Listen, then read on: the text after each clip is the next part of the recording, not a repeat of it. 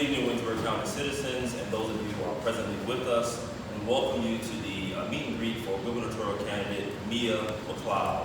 At this time, we will also have Senator Sapp who will come up with an introduction.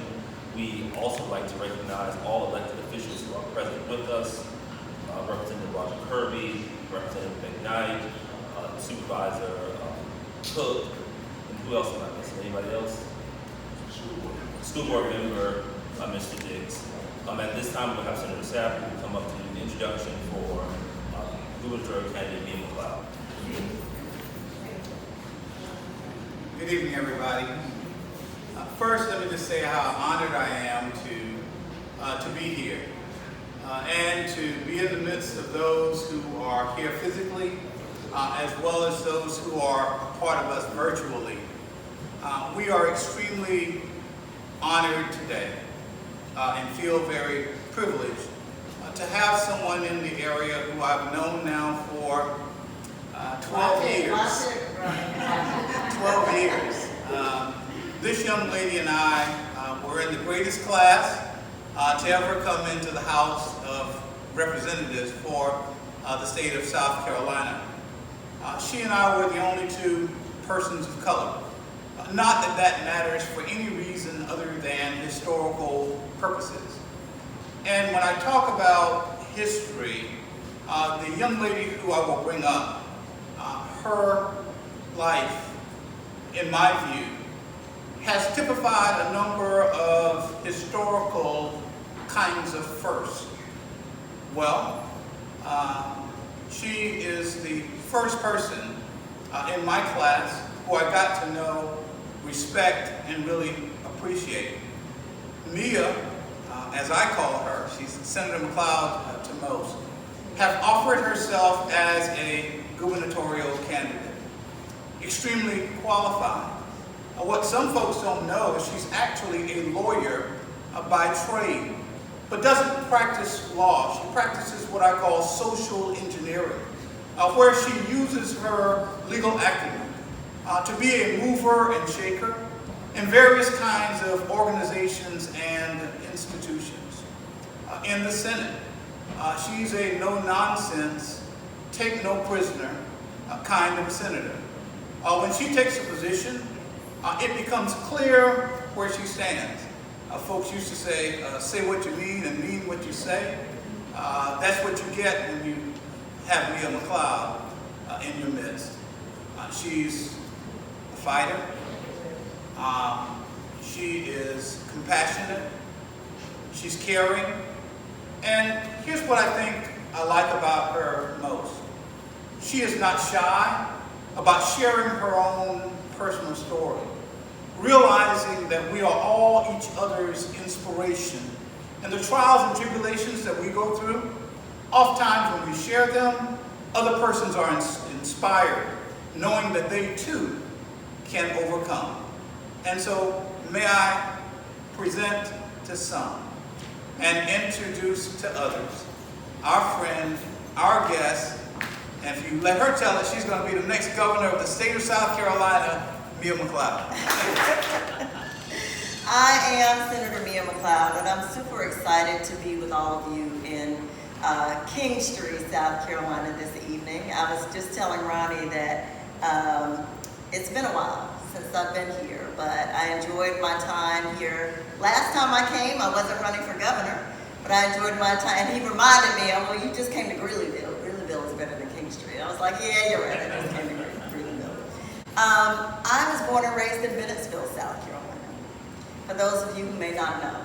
And growing up in rural South Carolina, I understand the needs and the challenges of our underserved, rural, forgotten, neglected communities across South Carolina. And I will never forget those needs and the plight of the people in those areas. My mom was a public school teacher. My dad was a small business owner. My family has been in business in this state for 180 years, and we are still in business today, right there in Bennettsville, South Carolina. I'm super proud of that. I decided to run for governor now because when I have 2 young adult sons, My baby boy decided to go all the way to Colorado State University because he just wanted to get out of South Carolina. My oldest just purchased his first home at the beginning of the pandemic, and he too wants to leave South Carolina. The reasons are many. They don't believe that their voices matter here. They don't believe that their lives matter here. And you know what? They're right. When they talk to me about their futures and the fact that they don't see a future for themselves here, it reminded me of my own classmates who, when I graduated from Bennettsville, from high school in Bennettsville, South Carolina, we won't talk about how many years ago that was, but when I graduated from high school in Bennettsville, South Carolina, so many of my classmates left our state, and they have yet to return for the very same reasons. So all those years ago, and nothing has changed. They left our state too in search of higher pay, and equal opportunity, and a better quality of life. But we can have that right here. We have to have that right here.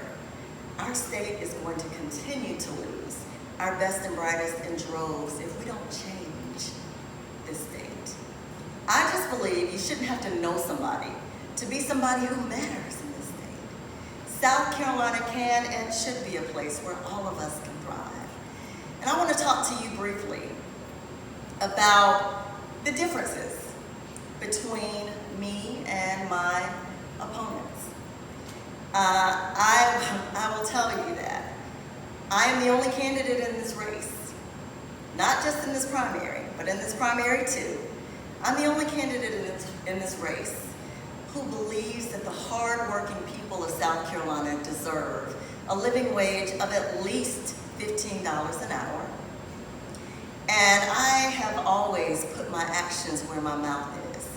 So I've introduced legislation to do just that, to raise the minimum wage in South Carolina.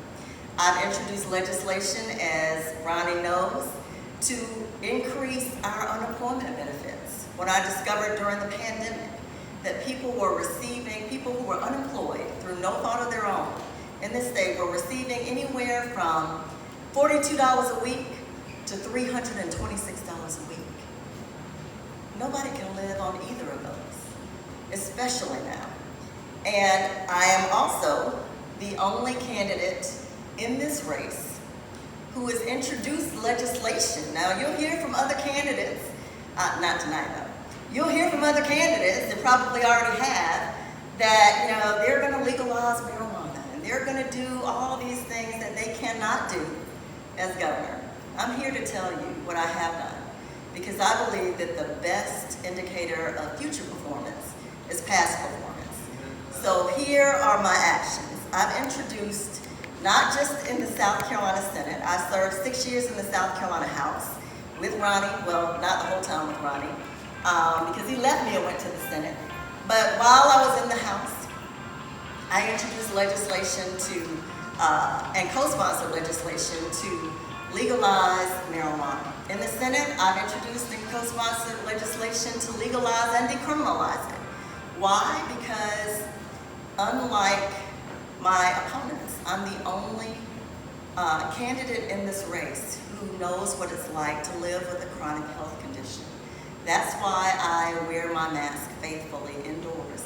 And Ronnie can tell you I don't take it off on the Senate floor, especially not on the Senate floor. But when I got to Carolina, I was diagnosed with sickle cell anemia. And I know all too well the hardships that a chronic health condition like sickle cell anemia has, not just physically, but when I left state government, before I ran for office, and my sons were much younger, I was newly divorced, and my health insurance premiums every month were higher than my mortgage. So there were many months when I had to go without health insurance just to try and make sure that I had enough money to cover my other expenses. I couldn't afford health insurance that was higher than my mortgage and my student loans. I could not afford that. And today, there's so many South Carolinians who understand exactly what I've been through, and I will never forget that. I will also expand Medicaid on day one because that is something I can do as governor to make sure that over 100,000 South Carolinians no longer fall through the cracks. It would be a tremendous economic boost to our state's economy. It will hopefully bring back some of our healthcare professionals, bring back jobs, help us to reopen our rural hospitals. When I was growing up in Bennettsville, South Carolina, we had a hospital then. We don't have a hospital anymore. Those are the things that I believe help me not only connect with the lives and the challenges of everyday South Carolinians. Those are the things that I bring to my service at every level, every time and everywhere I've served. And I want you to look at my history. Google my name and see the fights that I've taken on. Another big distinction between all of my opponents and me is that last time I checked, I'm the only candidate in this race who has a uterus. And I don't need men in it. And that is a fight that I've always championed. I've always led the fights when it comes to our reproductive rights and healthcare decisions. And I know that when men are in that space and able to make those decisions for themselves, they don't want anybody telling them what to do when they have to make their healthcare decisions. And I know that all too well because I introduced the Viagra bill in 2016 after I was infuriated by a long, hot summer of testimony that I had to listen to about all the ways and all the reasons we should defund Planned Parenthood. Well, Planned Parenthood also provides health care, especially to those who are not able to afford a family doctor or any doctor. And so when I think about the challenges that women and girls face, I bring all of who I am to my service. I am a woman, of course. I am a Black woman. I come from a rural community. I'm a business owner. I live with a chronic health condition, and I'm a sexual assault survivor.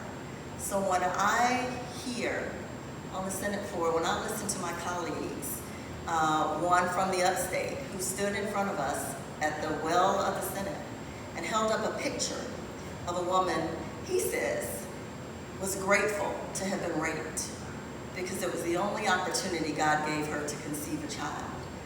I can't begin to tell you what that did to me as a woman who has had that type of traumatic experience. And that bill at the time would have required women and girls to go and prove that they have been raped or molested. Go and prove that to our sheriff's departments.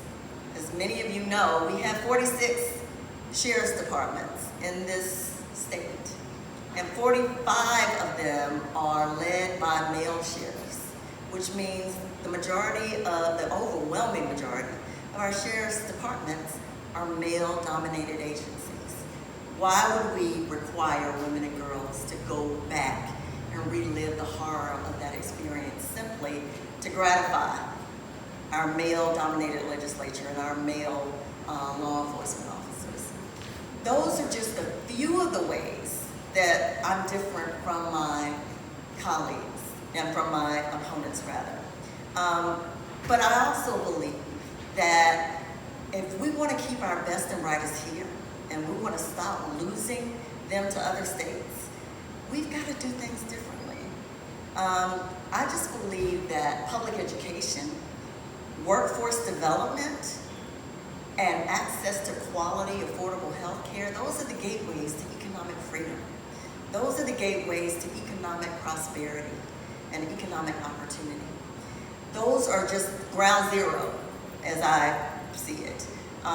We have to have a fully and equitably funded public education system. We also have to stop paying lip service to workforce development because before I served in the legislature, I served on the South Carolina Chamber of Commerce's board.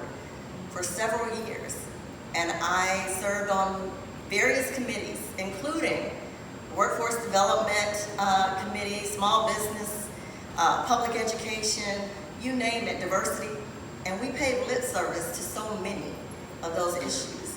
But workforce development is key, because when we see our current governor go on television and talk about all the high-paying jobs we do have right here in South Carolina, we do have high-paying jobs right here in South Carolina. But because of our minimally adequate public education standard, we don't have enough South Carolinians who have the skill sets to fill those high-paying jobs. And so we end up forcing them into $7.25 an hour jobs, knowing during the height of the pandemic and even now that it's not safe. So I've introduced legislation to change that. I've introduced legislation to amend their safe harbor bill to make sure that employers were required to provide COVID-19 safety protocols before we sent people back to school and back to work. But the Republicans shut that down too. Here's the thing. I'm the only candidate in this race. I'm the only candidate in this primary. Let's start with the primary, because I have to win the primary so that I can go on to kick Henry McMaster's butt in November. And I plan to do just that. But in the primary, I'm the only candidate in this primary who has state government experience, period. And when it comes to this race in November, I'm the only candidate who has state government experience in the executive and legislative branches on both sides of the aisle. When I graduated law school, I worked for a Republican Attorney General by the name of Charlie Condon, at a time when our state was #1 in the nation for women who were murdered by men as a result of domestic violence. And the framework, the work that we did back then, is still the framework that is being used today. We are still in the top tier, but as administrations change, so do their priorities. So I think all of you will agree with me that the definition of insanity is doing the same thing year after year, election after election, and losing. I don't know about y'all, but I'm tired of losing. We have to do something different if we keep saying we want something different. We've tried it their way. We've tried to push candidates forward who feel like they can run as Republican lights and as Democrats. And I'm not a big party person. I'm for the people of South Carolina. So I've had to go against my party, my own party, many times. And it made me believe at first that I didn't belong in politics. I didn't belong in the state house, because I felt like I had to fight my own people to help my own people. Until we change that, we can't change them. And we can't keep putting Band-Aids on the issues and the challenges that everyday South Carolinians face.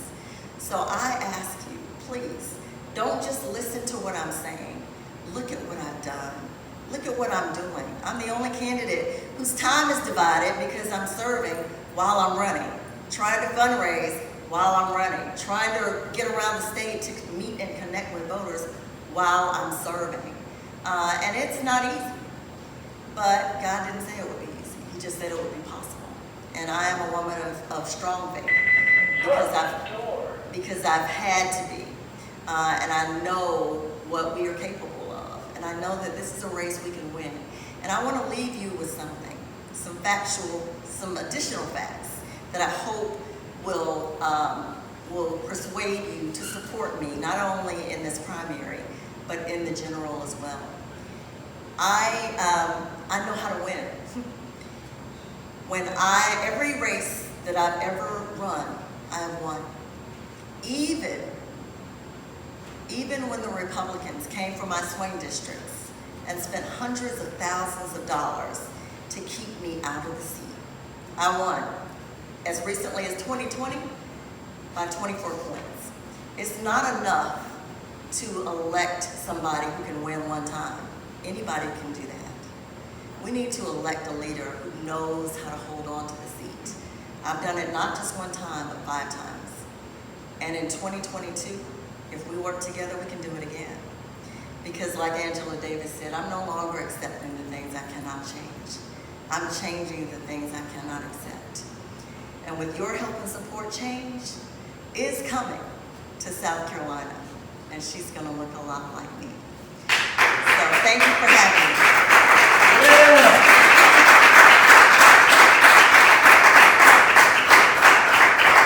Are we taking questions?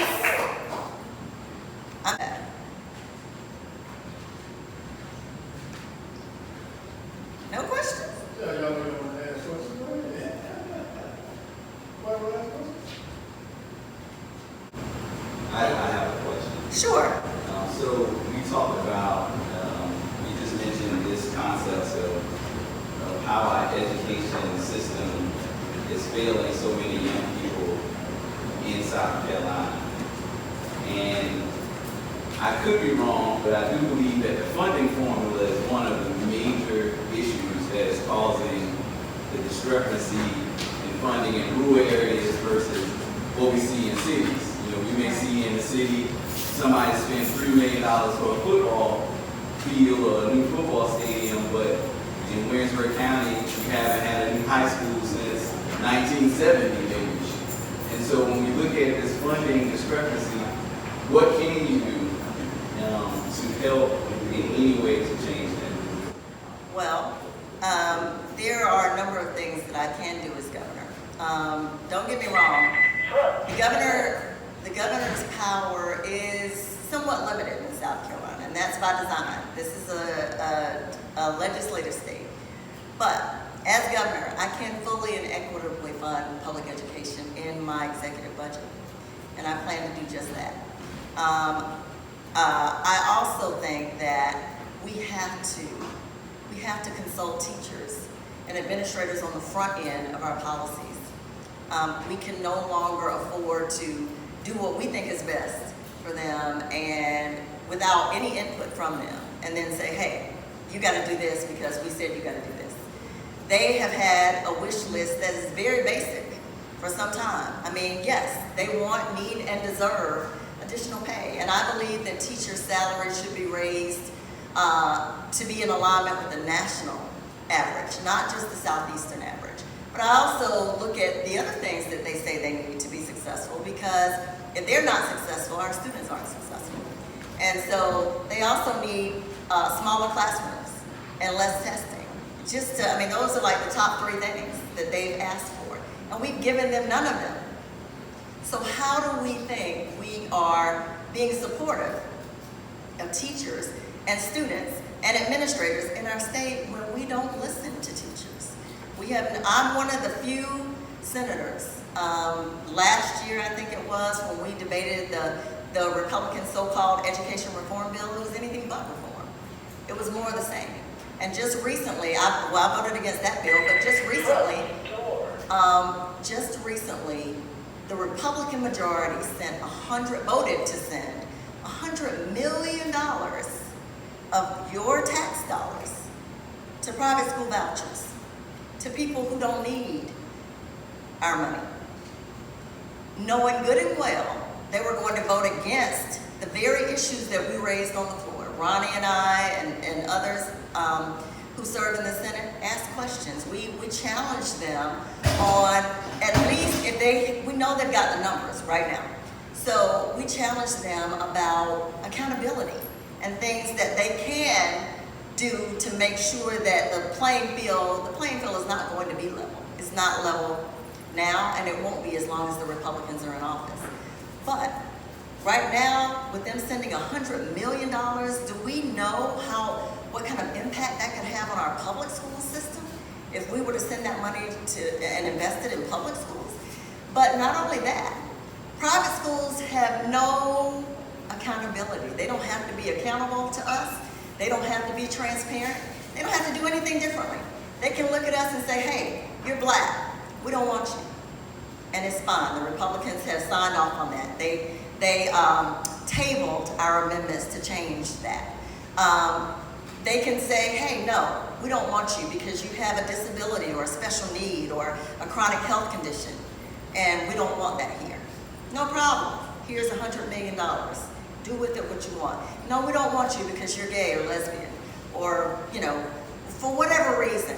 They don't have any accountability, any additional accountability. They're just getting money.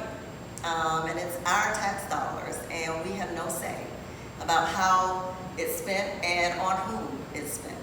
And the only way to change that is to change the people who are in these spaces. We have a real opportunity to do that.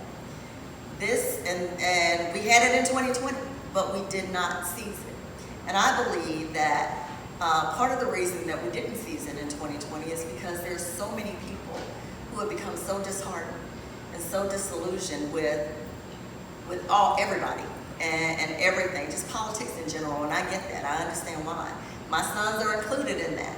And if I was telling someone earlier today, if I weren't in this arena and constantly talking to them about taking the necessary steps to affect the changes that they want to see, they wouldn't be voters either.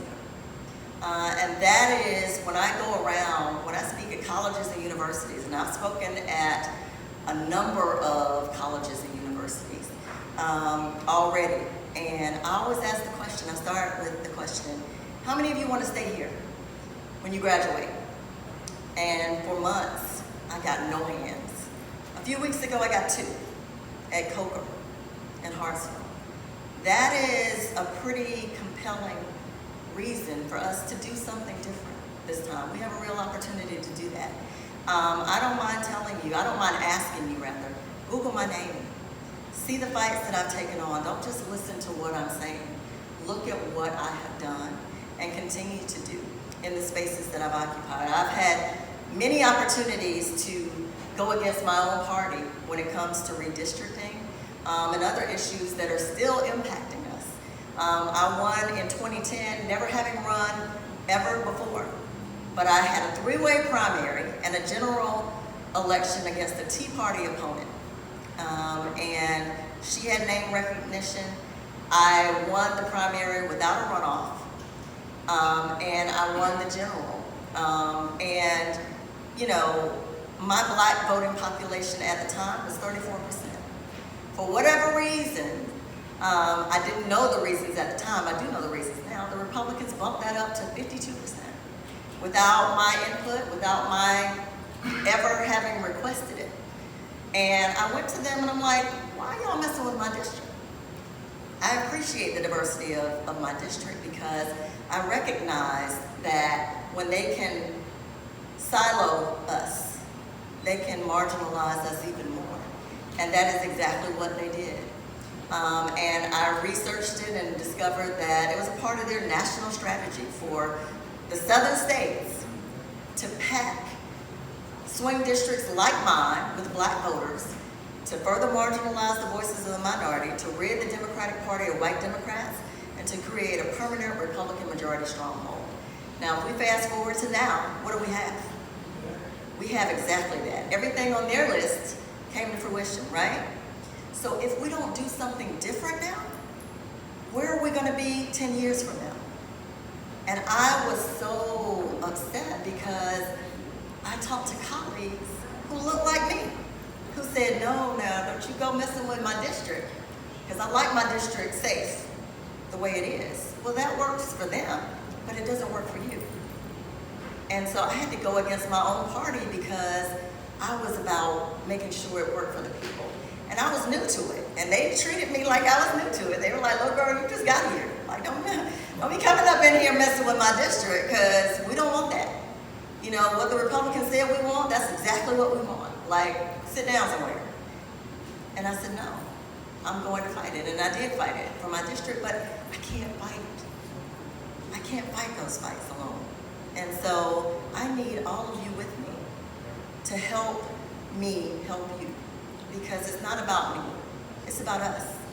I have a vested interest, I have a personal stake in this fight because I want my sons to want to live here. I want them to want to stay here.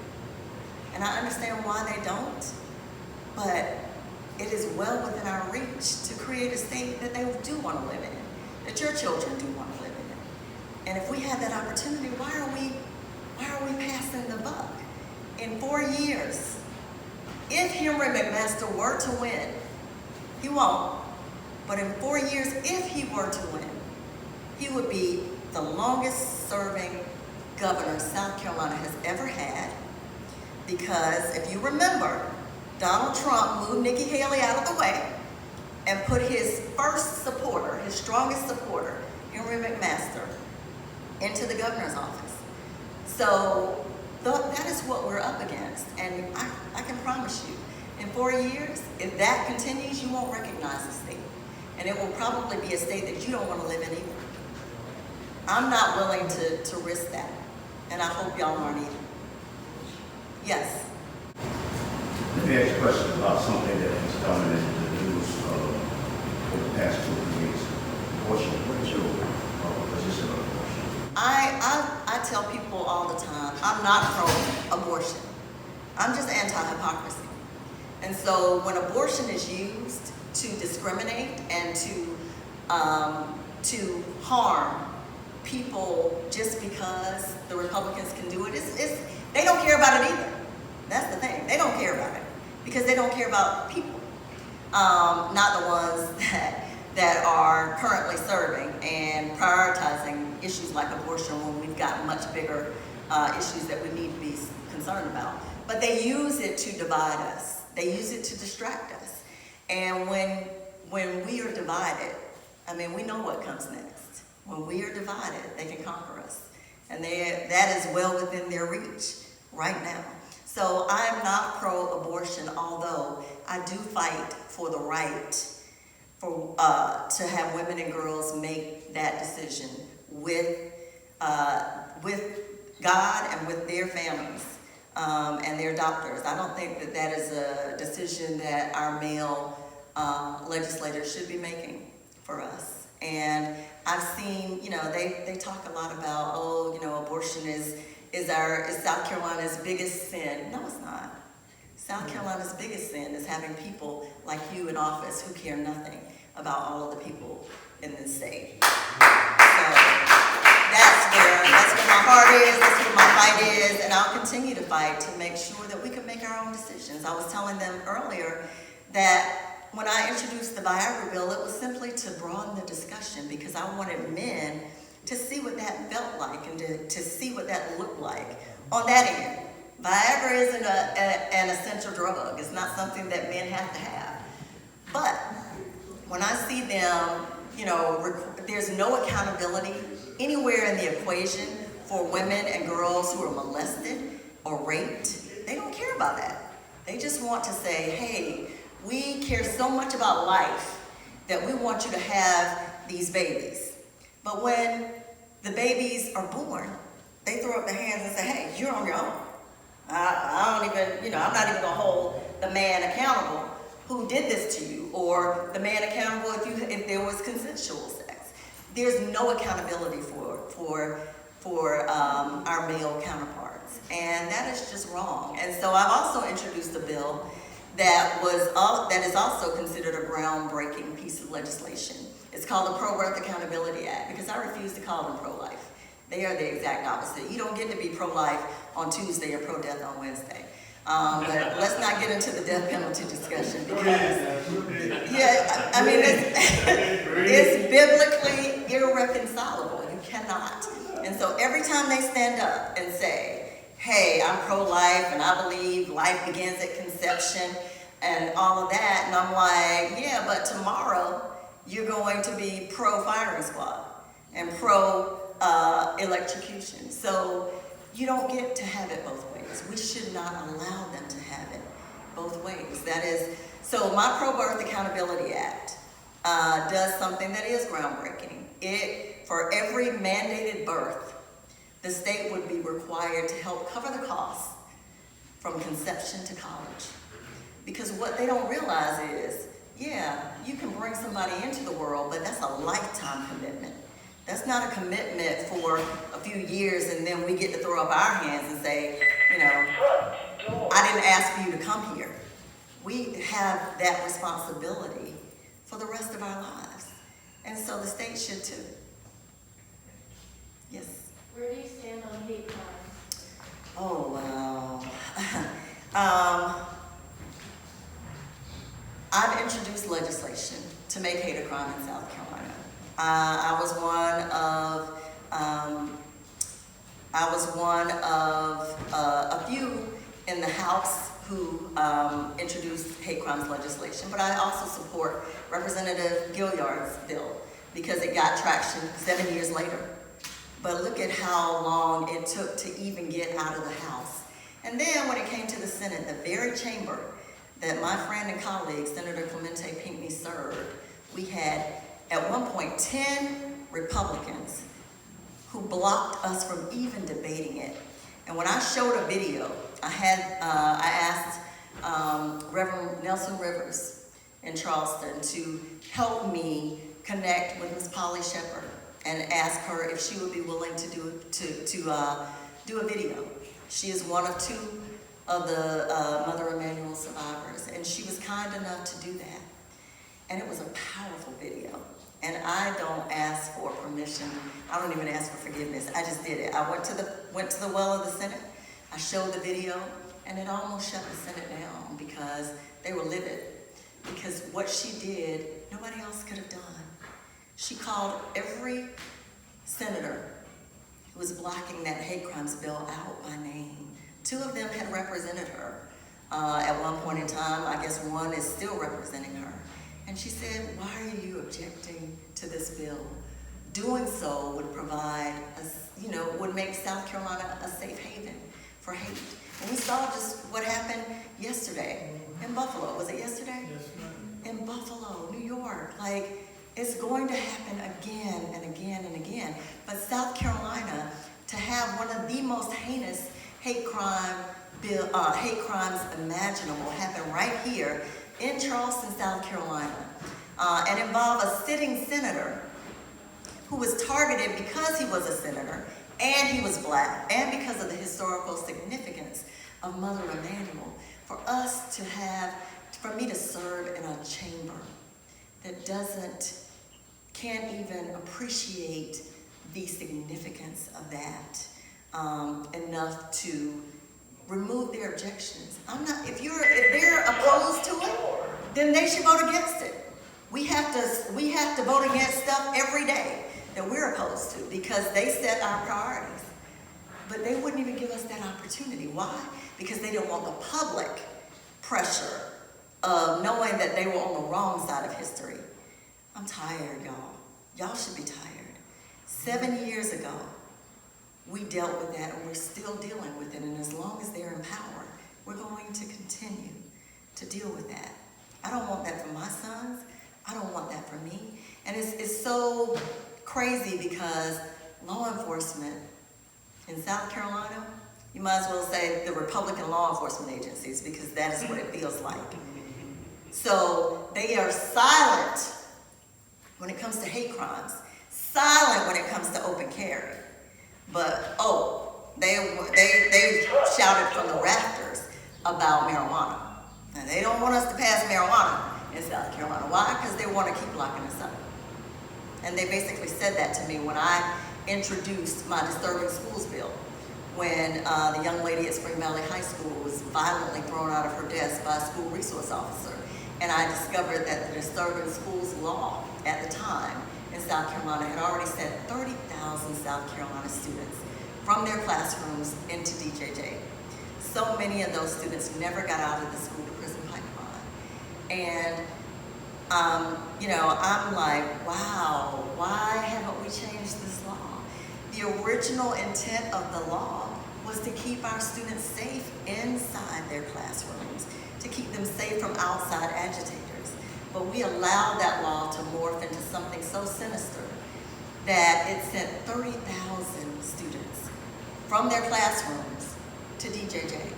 So I changed that law. I wasn't successful in the House because law enforcement shut it down. But in the Senate, as soon as I won, I introduced it again. And now the only times that a student can be arrested under that law is when they are engaged in criminal activity at school, which is a crime. I mean, they should be arrested at school if they're engaging in criminal activity. or when they communicate a threat, or when they're suspended or expelled and refuse to leave the premises or return to the school grounds to do somebody harm. Those are the only 3 times. Before that, believe it or not, they were being arrested for blowing bubbles in class, clowning in class with their friends, talking when the teacher told them not to. This young lady was arrested for refusing to put her cell phone away, and she said nothing on the video. She did nothing on the video. She had no weapon. She didn't say a thing to anybody. So that's the state that we live in, and it's up to us to change it. I want us all to thrive in South Carolina, and you guys are essential to that because none of us can do it alone. So keep me in your prayers, vote for me on June 14th, and let's change South Carolina together. Thanks again for having me. This is Christian News TY. I'm Tony Conyers. Is there any newsworthy events in Williamsburg County? We will get them to you as soon as possible. If not, you can follow us on Christian News TY Facebook. You can follow us on YouTube, and you can follow us on our website.